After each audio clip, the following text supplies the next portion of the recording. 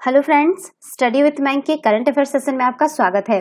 ये current affair SSC, banking, railway, state PCS, CDS, CAPF, NDA और other competitive exam आदि में सहायक होंगे।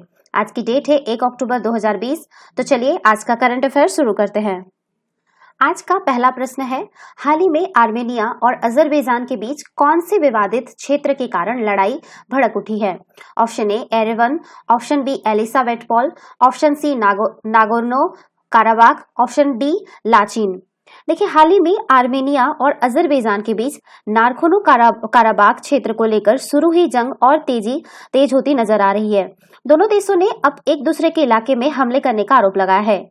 बात करें इसके विवाद के कारणों के बारे में, तो प्रथम विश्व युद्ध के बाद आर्मेनिया और अजरबैजान दोनों ही देश रूसी साम्राज्य से स्वतंत्र हुए थे।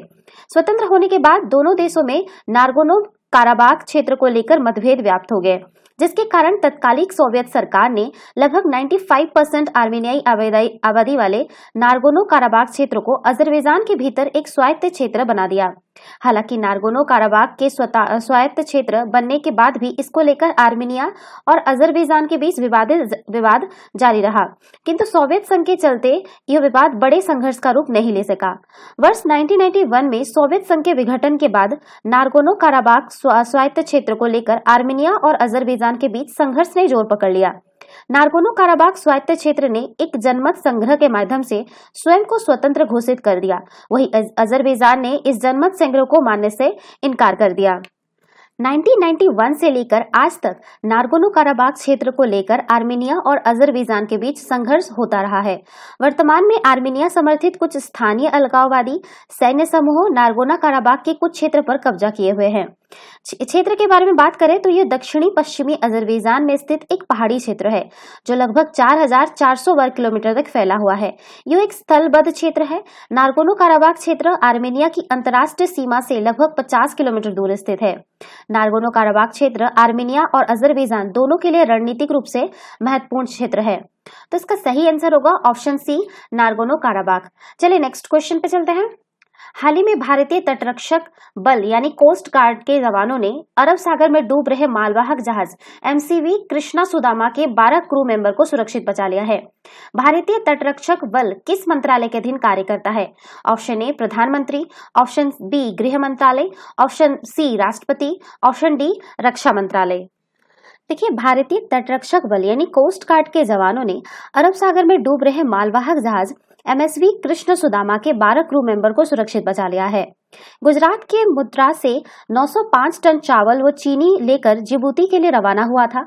रात्रि करीब 9 बजे तटरक्षक बल के जवानों को सूचना मिली कि ओखा समुद्री किनारे से करीब 10 नॉटिकल माइल दूर एक जहाज में पानी घुस गया है और वह कभी भी डूब सकता है। इस जानकारी के बाद तटरक्षक बल ने ओखा और मुद्रा से अपने जहाज मदद के लिए रवाना कर दिए। तटरक्षक बल के जहाज C411 ने रात में ही एमएसवी कृष्ण सुदामा को तलाश कर लिया और उसके 12 क्रू मेंबर को बाहर निकाल लिया। बात करें भारतीय तटरक्षक बल के बारे में, तो भारतीय तटरक्षक की स्थापना शांति काल में भारतीय समुद्र की सुरक्षा करने के उद्देश्य से 18 अगस्त 1978 को संघ के एक स्वतंत्र सशस्त्र बल के रूप में संसद द्वारा तटरक्षक अधिनियम 1978 के तहत अंतर्गत की गई थी। भारत में तटरक्षक का आविर्भाव समुद्र में भारत के राष्ट्रीय क्षेत्राधिकार के भीतर राष्ट्रीय विधियों को लागू करने तथा जीवन और संपत्ति की सुरक्षा सुनिश्चित करने के लिए एक नई सेवा के तौर पर 1 फरवरी 1977 को हुआ था। इस बात की आवश्यकता महसूस की गई कि नौसेना को इसके युद्धकालीन कार्यों के लिए अलग रखा जाना चाहिए तथा विधि प्रबंधन के उत्तरदायित्व के लिए एक अलग सेवा का गठन किया जाए, जो कि पूर्ण रूप से सुसज्जित तथा विकसित राष्ट्र जैसे संयुक्त राज्य अमेरिका, संयुक्त राज्य इत्यादि के तटरक्षकों के तर्ज पर बनाई गई हो। इस योजना को मृत रूप देने हेतु सितंबर 1974 में श्री के एफ रुस्तमर्जी की अध्यक्षता में समुद्र में तस्करी की समस्याओं से निपटने तथा तटरक्षक जैसे संगठनों की स्थापना का अध्ययन करने के लिए एक समिति का गठन किया गया। इस समिति ने एक ऐसी तटरक्षक सेवा की सिफारिश की जो कि रक्षा मंत्रालय के प्रशासनिक नियंत्रण में नौसेना की तर्ज पर सामान्य तौर पर संचालित हो तथा शांति काल में हमारे समुद्र की सुरक्षा करे। भारतीय तटरक्षक बल का जो मुख्यालय है वो नई दिल्ली में है। ठीक है।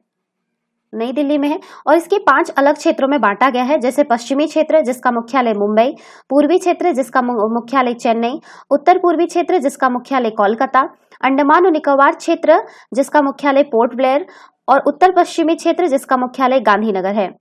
तो ये जो है रक्षा मंत्रालय के अंतर्गत कार्य करता है। तो इसका सही आंसर होगा ऑप्शन डी। चलिए नेक्स्ट क्वेश्चन पे चलते हैं। हाल ही में भारत के कौन से राज्य द्वारा कक्षा 1 से 8 तक के विद्यार्थियों के लिए 15 मिनट की रेडियो पाठशाला शुरू करने की घोषणा की गई है? Option A Kerala, option B Gujarat, option C Assam, option D Orissa. देखिए, उड़ीसा में कक्षा 1 से 8वीं तक के विद्यार्थियों के लिए 15 मिनट की रेडियो पाठशाला शुरू होने जा रही है। सुबह 10 बजे से 10:15 तक इस विशेष कार्यक्रम का प्रसारण आकाशवाणी के सभी केंद्रों पर होगा। प्रदेश में विद्यार्थी इसका लाभ उठा सकते हैं। प्रदेश के शिक्षा मंत्री समीर रंजन दास ने बताया कि कोरोना के कारण पिछले 17 मार्च से राज्य के सभी शिक्षण संस्थान बंद है। विद्यार्थियों को बेहतर शिक्षा मिले, इसके लिए राज्य के विद्यालय एवं जनशिक्षा विभाग ने यह कदम उठाया है। यही नहीं, यह पढ़ाई दीक्षा ऐप पर भी उपलब्ध होगी। इस पाठ्यक्रम के प्रसारण के लिए कटक स्थित बीजू पटनायक फिल्म एवं टेलीविजन इंस्टीट्यूट में पाठ्य वस्तु तैयार की गई है। टीवी एवं रेडियो के शिक्षा दान के लिए अग्रही शिक्षकों के नाम सिफारिश करने के लिए जिला एवं उच्च शिक्षा अधिकारी को कहा गया है। तो इसका सही आंसर होगा ऑप्शन डी उड़ीसा। चलिए नेक्स्ट क्वेश्चन पे चलते हैं। हाल ही में यहाँ पे लिखना मैं भूल गई थी। हाल ही में भारत के कौन से शहर में मेट्रो द्वारा भीड़ को नियंत्रित करने के लिए चैटबॉट नामक टेक्नोलॉजी का इस्तेमाल किया जा रहा है? Option A Kolkata, option B Mumbai, option B Delhi, option C Mumbai, option D Hyderabad. देखिए, कोरोना काल में भीड़ को नियंत्रित करने के लिए कोलकाता मेट्रो द्वारा अपनाई जा रही टेक्नोलॉजी ने देश दुनिया का ध्यान अपनी ओर खींच लिया है। यूनिवर्सिटी ऑफ कैलिफोर्निया ने अपनी वेबसाइट में इस टेक्नोलॉजी की प्रशंसा करते हुए इसका विस्तार से उल्लेख किया है। दिल्ली और मुंबई मेट्रो इस टेक्नोलॉजी को अपनाने को आतुर है। गौरतलब है कि कोलकाता मेट्रो चैटबॉट नामक टेक्नोलॉजी का इस्तेमाल कर रहा है। इस टेक्नोलॉजी से मेट्रो ट्रेनों में प्रति स्टेशन के साथ बदल रही यात्रियों की संख्या का आसानी से निर्धारण किया जा रहा है। यात्रियों के ई पासबुक कराने के समय उनसे कुछ सवाल किए जा रहे हैं, मसलन वे किस स्टेशन से किस स्टेशन तक आमतौर पर किस समय पर सफर करते हैं। इन सब सवालों के जवाब के आधार पर एक डेटा तैयार किया जा रहा है और उससे मेट्रो ट्रेनों में होने वाली भीड़ को नियंत्रित करने के उपाय किए जा रहे हैं। इससे कोलकाता मेट्रो प्रबंधन को आसानी से पता चल पा रहा है कि किस समय किस मेट्रो स्टेशन में किस स्टेशन से किस स्टेशन के दौरान कितनी भीड़ होने वाली है। तो इसका सही आंसर होगा ऑप्शन ए कोलकाता। चलिए नेक्स्ट क्वेश्चन पे चलते हैं। हाल ही में सैन्य साजो सामान और हथियारों के क्षेत्र में आत्मनिर्भरता के लक्ष्य पर केंद्रित कौन से प्रक्रिया के तहत हथियारों और सैन्य साज सामानों को किराए पर लेने का विकल्प खोल दिया गया है? ऑप्शन ए रक्षा खरीद प्रक्रिया 2016, ऑप्शन बी रक्षा खरीद प्रक्रिया 2021, ऑप्शन सी रक्षा खरीद प्रक्रिया 2020, ऑप्शन डी रक्षा खरीद प्रक्रिया 2019। देखिए, हाल ही में रक्षा मंत्री ने एक नई रक्षा अधिग्रहण प्रक्रिया 2020 को जारी किया है, जिसमें स्वदेशी उत्पादन बढ़ाने और भारत को शस्त्र तथा सैन्य क्षेत्र में वैश्विक विनिर्माण का केंद्र बनाने पर ध्यान दिया गया है। बात करें नई रक्षा अधिग्रहण प्रक्रिया 2020 के बारे में, तो रक्षा अधिग्रहण प्रक्रिया 2020 उस प्रक्रिया का स्थान लेगी जिसे 2016 में जारी किया गया था।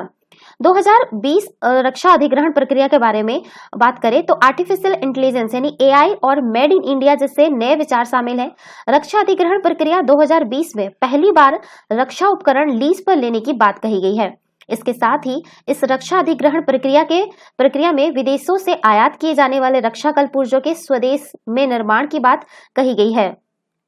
रक्षा अधिग्रहण प्रक्रिया 2020 में खरीद के लिए भारत में निर्मित एक नई श्रेणी को जोड़ा गया है, जिसके तहत कोई विदेशी कंपनी भारत में अपनी शाखा खोलकर अपने रक्षा सामान का निर्माण कर सकती है। रक्षा अधिग्रहण प्रक्रिया 2020 पारदर्शिता, निष्पक्षता और सभी को समान अवसर के सिद्धांत पर जोर देता है। रक्षा अधिग्रहण प्रक्रिया का उद्देश्य के बारे में बात करें तो यह रक्षा खरीद प्रक्रिया को आसान बनाने और आत्मनिर्भरता के उद्देश्य को प्राप्त करने के लिए तैयार की गई है। इसके अलावा इस प्रक्रिया का लक्ष्य स्वदेशी डिजाइन और रक्षा हथियारों के विनिर्माण को समयबद्ध तरीके से बढ़ावा देना है। तो इसका जो सही आंसर होगा वो है ऑप्शन सी रक्षा खरीद प्रक्रिया 2020। चलिए नेक्स्ट क्वेश्चन पे चलते हैं। आने वाले दिनों में प्रदूषण से निपटने के लिए दिल्ली एनसीआर में 15 अक्टूबर से 15 मार्च तक ग्रेडेड रिस्पांस एक्शन प्लान लागू रहेगा। देश में ग्रेडेड रिस्पांस एक्शन प्लान किस वर्ष अस्तित्व में आया? Option A 2015, option B 2017, option C 2011, option D 2013। देखिए, भले ही इस समय दिल्ली एनसीआर की हवा सामान्य श्रेणी में चल रही हो, लेकिन आने वाले दिनों में यह खराब हो सकती है। इस स्थिति से निपटने के लिए 15 अक्टूबर से ग्रेडेड रिस्पांस एक्शन प्लान यानी ग्रैप लागू किया जा रहा है। पर्यावरण संरक्षण एवं प्रदूषण नियंत्रण प्राधिकरण जल्द ही दिल्ली, हरियाणा, उत्तर प्रदेश, राजस्थान और स्थानीय निकायों के साथ बैठक करेगा। बैठक में प्रदूषण से जंग के लिए किए जा रहे तैयारियों पर चर्चा के अलावा कुछ नए प्रतिबंधों को लेकर भी सुझाव रखे जाएंगे। दिल्ली एनसीआर में ग्रेप 15 अक्टूबर से 15 मार्च तक लागू रहेगा। इसी दिन से डीजल जनरेटर सेट पर भी रोक लग जाएगी। ग्रेप के दौरान सड़कों की सफाई तकनीक के जरिए होने लगेगी। कच्ची और टूटी सड़कों पर पानी का छिड़काव करने, निर्माण कार्य वाली साइटों पर निरीक्षण और धूल से रोकने के इंतजाम, गाड़ियों की सघन चेकिंग, ट्रैफिक जाम न लगे इसकी कोशिश करने जैसे निर्देश दिए जाएंगे। होटल, रेस्टोरेंट और ढाबों में कोयला और लकड़ी जलाने पर भी रोक रहेगी। ईंट भट्टे वहीं चलाए जा सकेंगे जो जीज जैग तकनीक वाले होंगे। हॉट मिक्स प्लांट वो स्टोन क्रशर पर धूल बैठाने वाले उपाय किए जाएंगे। केंद्रीय प्रदूषण नियंत्रण बोर्ड की 46 और दिल्ली प्रदूषण नियंत्रण समिति की 13 टीमों सहित स्थानीय निकाय भी खुले में आग जलाने, निर्माण स्थलों पर हो रही लापरवाही पर नजर रखेंगे। बात करें ग्रेडेड रिस्पांस एक्शन प्लान के बारे में, तो ग्रेडेड रिस्पांस एक्शन प्लान को वर्ष 2016 में सुप्रीम कोर्ट ने मंजूरी दे दी थी तथा यह 2017 में पहली बार लागू हुआ था। यह केवल उस समय आपातकालीन उपाय के रूप में काम करता है जब वायु प्रदूषण की स्थिति गंभीर हो जाती है। इस प्रकार इस परियोजना में औद्योगिक वाहन और दहन उत्सर्जन से निपटने के लिए विभिन्न राज्य सरकारों द्वारा वर्ष भर की जाने वाली कार्रवाइयां शामिल नहीं है। तो ये जो है ये 2016 में सुप्रीम कोर्ट से मंजूरी मिल गई थी, लेकिन लागू ये 2017 में हो, तो ध्यान रखिएगा। तो इसका ऑप्शन बी सही होगा। चलिए नेक्स्ट क्वेश्चन पे चलते हैं। हाल ही में राष्ट्रीय सुरक्षा गार्ड यानी एनएसजी का अतिरिक्त प्रभार किसे सौंपा गया है? Option A K Singh, option B SS Deswal, option C V K Pani, option D Sudeep Lakhtakia. देखिए, भारत तिब्बत सीमा पुलिस के महानिदेशक एसएस देसवाल को राष्ट्रीय सुरक्षा गार्ड का अतिरिक्त प्रभार सौंपा गया है। एनएसजी का प्रभार संभाल रहे ए.के. सिंह 30 सितंबर को सेवानिवृत्त हो रहे हैं। वो 1985 बेस के गुजरात कैडर के पुलिस अधिकारी हैं। उन्हें विगत वर्ष अक्टूबर माह में इस पद पर नियुक्त किया गया था। विगत वर्ष एनएसजी प्रमुख सुदीप लखटकिया के सेवानिवृत्त होने के बाद भी देसवाल को एनएसजी का अतिरिक्त प्रभार सौंपा गया था। वो इससे पहले सशस्त्र सीमा बल के महानिदेशक भी रह चुके हैं। गौरतलब है कि एनएसजी का गठन खास तौर से आतंकवाद रोधी अभियानों के लिए किया गया है। एक तरह से यह देश का आकस्मिक बल है जो जरूरत पड़ने पर जल, थल और आकाश में दुश्मनों के मंसूबे पर पानी फेर देता है। तो इसका सही आंसर होगा ऑप्शन बी एसएस देसवाल। चलिए नेक्स्ट क्वेश्चन पर चलते हैं। हाल ही में रेल मार्ग से भारतीय सीमा तक पहुंच बनाने के लिए चीन ने कौन से देश के साथ रेल परियोजना का सर्वे शुरू कर दिया है? Option A Bangladesh, option C Sri Lanka, option C Pakistan, option D Nepal.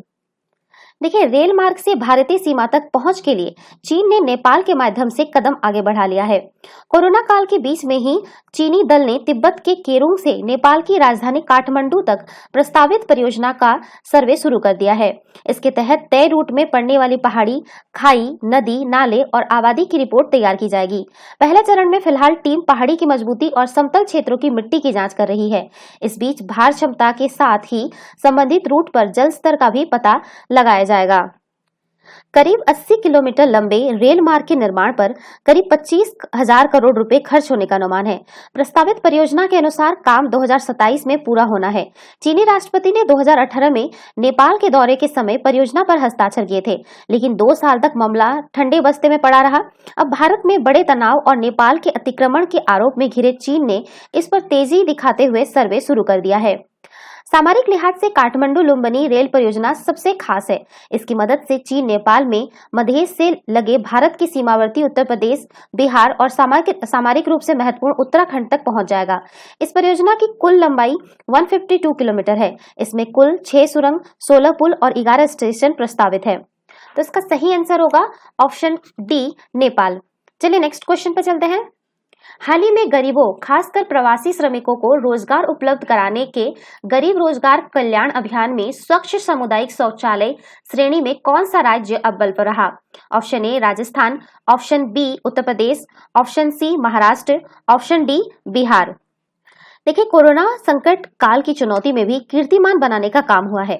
गरीबों खासकर प्रवासी श्रमिकों को रोजगार उपलब्ध कराने के गरीब रोजगार कल्याण अभियान में स्वच्छ सामुदायिक शौचालय श्रेणी में उत्तर प्रदेश अव्वल पर रहा है। प्रथम 3 पायदान पर भी प्रदेश के जिले रहे। इसमें प्रयागराज देश का पहला जिला बना जहां गरीब रोजगार कल्याण अभियान के सर्वाधिक सामुदायिक शौचालय निर्माण कराया गया। दूसरे स्थान पर हरदोई व तीसरे स्थान पर फतेहपुर जिला रहा। केंद्रीय जल शक्ति मंत्रालय द्वारा घोषित सामुदायिक शौचालय अभियान पुरस्कारों में से 7 उत्तर प्रदेश के हिस्से में आए। इसके अलावा गंदगी मुक्त भारत अभियान में भी उत्तर प्रदेश को दूसरा स्थान मिला। गरीब रोजगार कल्याण अभियान श्रेणी में बरेली जिला प्रथम व अलीगढ़ जिला दूसरे स्थान पर रहा। इसके अलावा अलीगढ़ जिले के खाते में स्पेशल रिकॉग्निशन पुरस्कार भी आया है। यह योजना 44 जिलों में चलाई जा रही है। इस अभियान में मनरेगा का भी सहयोग लिया गया है। सामुदायिक शौचालय के निर्माण कार्य की सत्यता जानने को जियो टैगिंग की कराई जा रही है। इसके आधार पर ही जिलों व राज्यों की रैंकिंग प्रदान की गई। प्रदेश स्तरीय पुरस्कार अपर मुख्य सचिव अथवा प्रबंध निदेशक को प्रदान किया जाएगा, जबकि जिलों के पुरस्कार संबंधी जिलाधिकारी या मुख्य विकास अधिकारी ग्रहण करेंगे। पुरस्कार वितरण कार्यक्रम का आयोजन ऑनलाइन होगा। तो इसका सही आंसर होगा ऑप्शन बी उत्तर प्रदेश। चलिए नेक्स्ट क्वेश्चन पर चलते हैं। हाल ही में प्रधानमंत्री ने नमामि गंगे मिशन के तहत कौन से राज्य में 6 मेगा परियोजना का वीडियो कॉन्फ्रेंसिंग के माध्यम से उद्घाटन किया है? Option A Uttar Pradesh, option B Jharkhand, option C Paschim Bengal, option D Uttarakhand. देखिए, हाल ही में प्रधानमंत्री ने नमामि गंगे मिशन के तहत उत्तराखंड में 6 मेगा परियोजनाओं का वीडियो कॉन्फ्रेंसिंग के माध्यम से उद्घाटन किया है। उत्तराखंड के मेगा परियोजना के बारे में बात करें तो इन परियोजनाओं में 68 मिलियन लीटर प्रतिदिन की क्षमता वाले एक नए अपशिष्ट जल शोधन संयंत्र का निर्माण, हरिद्वार के जगजीतपुर के स्थित 27 MLD क्षमता वाले STP के अपग्रेडेशन और हरिद्वार में ही सराई में 18 MLD क्षमता वाले STP का निर्माण शामिल है।